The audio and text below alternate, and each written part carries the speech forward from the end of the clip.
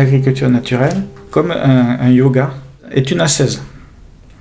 C'est-à-dire que c'est une pratique religieuse. Alors c'est difficile à admettre et à comprendre. On pourrait avoir une autre agriculture qui a exactement la même fonction et qui soit très différente. On pourrait se dire par exemple que labourer, semer en labourant, c'est aussi un acte religieux, une ascèse. Dans la Bible, on dit tu gagneras ton pain à la sueur de ton front.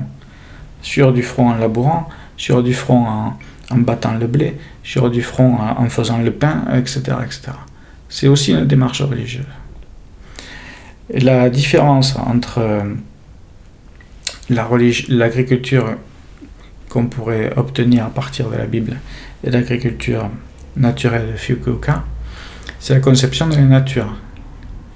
Dans la Bible, la nature elle a cessé à la fin du paradis. Pour Fukuoka, l'identité entre Dieu et la nature elle est permanente et elle est éternelle.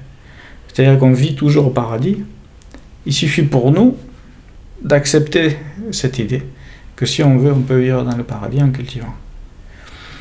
Ça, c'est quelque chose qui est assez étonnant pour les Occidentaux. Ça l'est moins pour des Orientaux. Mais enfin, c'est quand même assez radical. C'est quand même assez radical, ça.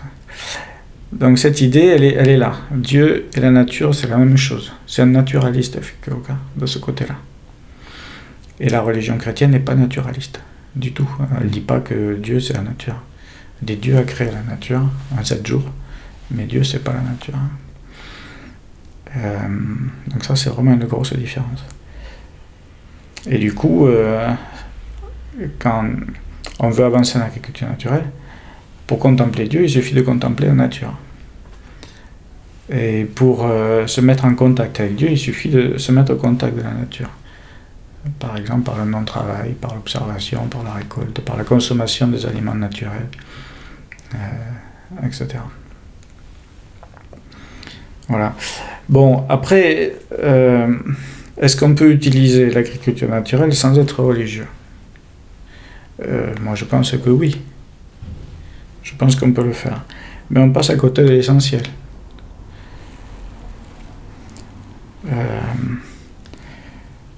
C'est comme, je sais pas moi, si on se servait d'un outil dans un autre objectif que ce pourquoi il était conçu. Peut-être on va arriver à en faire quelque chose de bien, mais c'est un accident. C'est une invention de notre part. L'agriculture naturelle, elle n'est pas faite pour